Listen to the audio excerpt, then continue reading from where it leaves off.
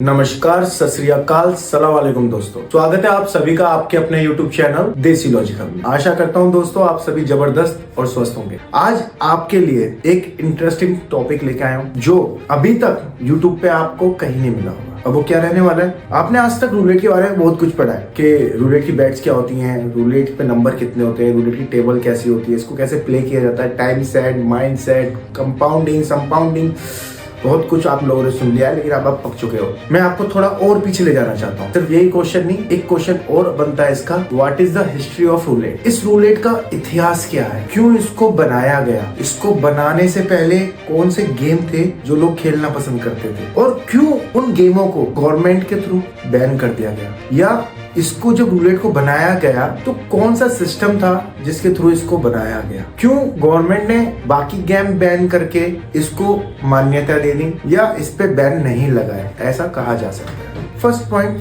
जो जिस तरीके से मैंने आपसे बोला, इसके बारे में आपको यूट्यूब पे बहुत ही कम मिलेगा। इसमें मैं जिन लोगों के आपको नाम बताऊंगा उनको आप गूगल पे, विकिपीडिया पे, बाकी अदर प्लेटफॉर्म्स पे सर्च कर सकते हैं। तो आज के लिए प्रॉमिस था कि कोर्स लॉन्च करने वाले हैं, कोर्स नहीं लॉन्च कर पाए, उसमें थोड़ा काम हो रहा है जो थोड़ा पोस्टपोन्ड होगा लगभग 15 तारीख के लिए। इसी के साथ साथ एक इन्फॉर्मेशन और है, बहुत से लोग हैं जो हमारे नाम के फेक चैनल्स बना के वो आपसे मनी वगैरह मांग के फिर मैन्युअली उसको आपके अकाउंट को बोलते हैं कि हम यहाँ से पैसे डाल देंगे, आप हमारे पास भेजिए। एक इन्फॉर्मेशन देना चाहूंगा वीडियो के टॉपिक को स्टार्ट करने से पहले, हम लोग किसी से भी कोई पैसा नहीं लेते हैं, ना हम अपने पास से कभी किसी को पैसा देते हैं, हमारा किसी के साथ कोई पैसों का लेन देन नहीं होता है। अगर हमारे बिहाफ पे आपसे कोई पैसे मांगता है तो उसके साथ लेन देन ना करें और इसको तुरंत ब्लॉक करें और उसकी कंप्लेन करें। रूलेट से पहले जो गेम था उसका नाम था बिरबी। ये 16वीं सदी में एक बहुत प्रसिद्ध गेम था, लोग बाग इसको बहुत खेलना पसंद करते थे। इस पे 1 से 70 तक के नंबर हुआ करते थे, उनमें से एक नंबर आया करता था और जो नंबर आता था वही लोगों की विनिंग के नंबर हुआ करते थे। इसकी टेबल को 2 पार्ट्स में डिवाइड किया गया था। ये 16वीं सदी में काफी पॉपुलर गेम रहा, लेकिन इससे लोगों को घाटा बहुत उठाना पड़ा क्योंकि ये फेयर गेम नहीं था। ये जिन लोगों के द्वारा, जिस ऑर्गेनाइजेशन के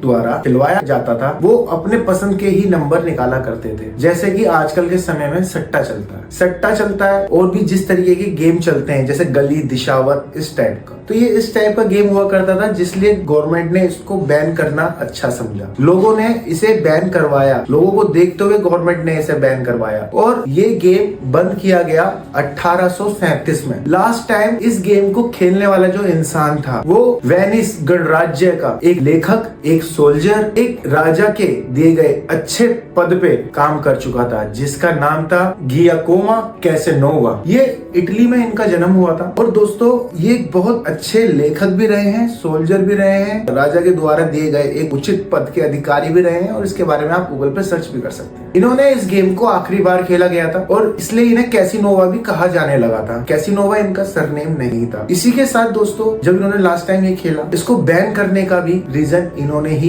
गवर्नमेंट को दिया था कि ये फेयर गेम नहीं है, जिस वजह से 12वीं गेम को क्लोज कर दिया गया। अब मैं आपको बताऊंगा कि रूलेट क्या 18वीं सदी से ही चालू हुआ था? तो ऐसा नहीं है। रूलेट का स्थापना 1800 की सदी से पहले स्टार्ट हो चुका था। 1600 सदी में एक इंसान का जन्म हुआ था फ्रांस में, उनका जन्म 1637 में हुआ था, जिनका नाम था ब्लेस पास्कल। दोस्तों ये एक ऐसे महारथी, एक ऐसे साइंटिस्ट थे जिन्होंने मैथमेटिक्स को ऊंचाइयों पे और काफी आगे ले गए। अगर ये इंसान नहीं होते तो शायद आज हम लोग धरती से चांद की दूरी, धरती से सूरज की दूरी या वहां तक जाना इम्पॉसिबल होता। क्यों? क्योंकि इन्होंने ही प्रोबेबिलिटी थ्योरम की खोज करी, इन्होंने ही ट्रिग्नोमेट्री की खोज करी, इन्होंने ही रूल ऑफ सर्कल बताया, इन्होंने काफी ज्यादा मैथमेटिक्स में सपोर्ट रखा, उसमें अपना ज्ञान रखा, उसमें अपनी नॉलेज रखी। लास्ट में ये एक ऐसा फॉर्मूला इजाद करना चाहते थे, एक ऐसा सिस्टम बनाना चाहते थे जो अपनी खुद की एनर्जी से चले। कभी एक पॉइंट से दूसरा पॉइंट, दूसरा पॉइंट से तीसरा पॉइंट, तीसरा पॉइंट से चौथा पॉइंट। तो ये क्या बनाना चाहते थे इस तरीके का सिस्टम कि कोई भी एक ऐसा ऑब्जेक्ट हो जो अपनी खुद की एनर्जी बार बार आगे चलाता रहे, सेम पॉइंट पे ना जाए। लेकिन वो इनका एक्सपेरिमेंट फेल हुआ। अब ये एक्सपेरिमेंट फेल होने के बाद इनकी लाइफ में एंट्री करता है इनका एक फ्रेंड, जो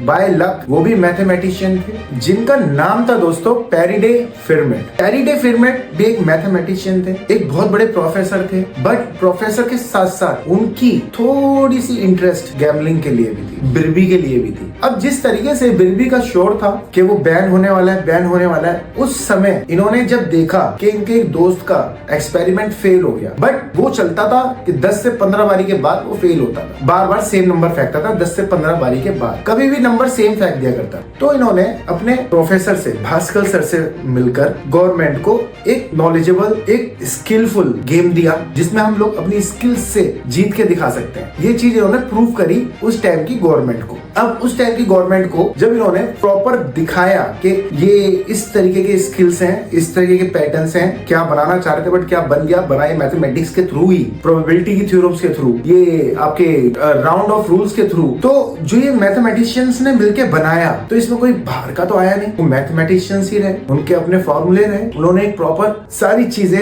वहां की उस टाइम की गवर्नमेंट को प्रोवाइड कराई। तो जब ये बिरबी गेम हटा, बिरबी गेम हटने से पहले ही लोग बागों ने रूलेट के बारे में सुनना शुरू कर दिया था। ये एक ऐसा गेम था जो प्रोबेबिलिटी पे प्लस रूल ऑफ सर्कल्स पे प्लस ट्रिग्नोमेट्रीज पर निर्भर करता था। और ये चीज प्रूव करके दिखाने वाला इंसान सबसे पहले जिसने इस गेम को इजाद किया वो तो आपको पता लग गया, लेकिन सबसे पहले खेलने वाला इंसान भी इसको वही था जिसने सबसे लास्ट में बिरबी का गेम खेला था। जी हाँ, आप लोग बिल्कुल सही हैं, इनका नाम था गियाकोमा। गियाकोमा, जो मैंने आपको सबसे पहले पॉइंट बताया था। इन सभी तीनों महारथियों के बारे में मैं आपको बता दूं, ये तीनों ही मैथमेटिशियन थे, ये तीनों ही मैथ में रुचि रखते थे, ये तीनों ही प्रोबेबिलिटी, सर्कल ऑफ राउंड, इन सब चीजों में इंटरेस्ट रखते थे। तो जब इन तीनों का ही अभी तक स्टार्टिंग से ही आपको मैं बताता आया कि इन तीनों का ही सबका निचोड़ आपस में रहा है, इनकी गेमिंग स्ट्रेटेजी आपस में मिलकर रही है, तो आप सोच सकते हैं कि इस गेम को खेलने के लिए स्किल्स के अलावा कुछ नहीं लगता है। जो लोग इसको अपने पैटर्न्स ना खेल के सिर्फ लक बाय चांस के थ्रू खेलते हैं, तो ये गेम उन लोगों के लिए नहीं है। अगर आप सच में सीखना चाहते हैं तो ये आज का टॉपिक सिर्फ और सिर्फ आपको ये बताने के लिए था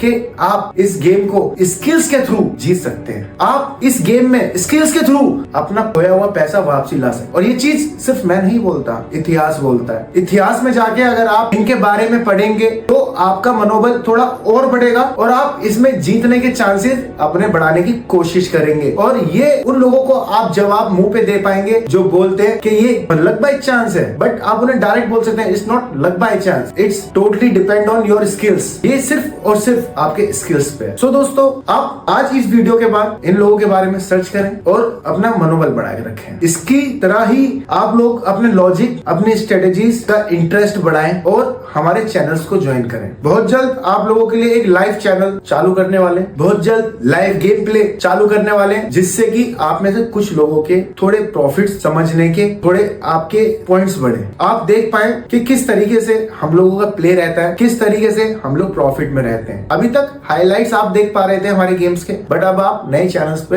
हमारे लाइव देख पाएंगे। तो धन्यवाद। इसी तरीके से जितना प्यार आप लोगों ने अभी तक दिया, थोड़ा और बढ़ाएं और अपने प्यार को थोड़ा और बूस्ट करें। जिन्होंने सब्सक्राइब नहीं करा वो भी सब्सक्राइब करें और हम लोगों की वीडियोस को प्लीज अपने उन दोस्तों के साथ जरूर शेयर करें जिन्हें हमारी इस नॉलेज की जरूरत है। धन्यवाद। बने रहिए आपके अपने चैनल देसी लॉजिक में।